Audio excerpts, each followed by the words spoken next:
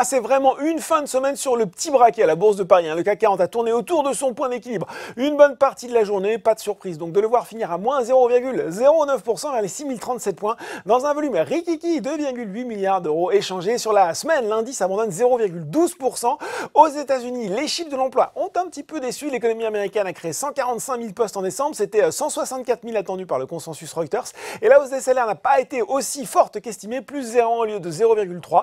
Mais le taux de chômage est resté stable à 3,5%, son plus bas niveau depuis 50 ans. Les marchés, eux, naviguent aussi un petit peu à vue. Le Dow Jones est 0,2% et le Nasdaq progresse encore, plus 0,2% vers les 9221 points, le tout à 17h45.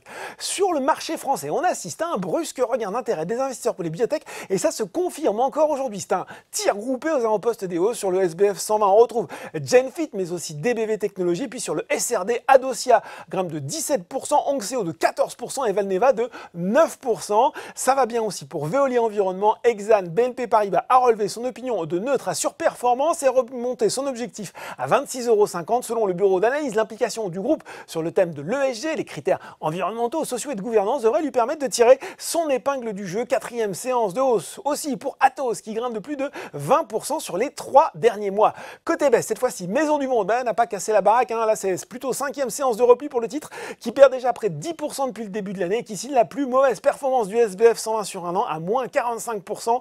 Derrière, baisse de tension pour Rexel et Target qui repère déjà le terrain gagné. Enfin, sur le CAC 40, c'est ST Micro qui est lanterne rouge devant Saint-Gobain et Carrefour. Voilà, c'est tout pour ce soir. En attendant, n'oubliez pas tout le reste de l'actu éco et finance et sur Boursorama. Passez un très bon week-end.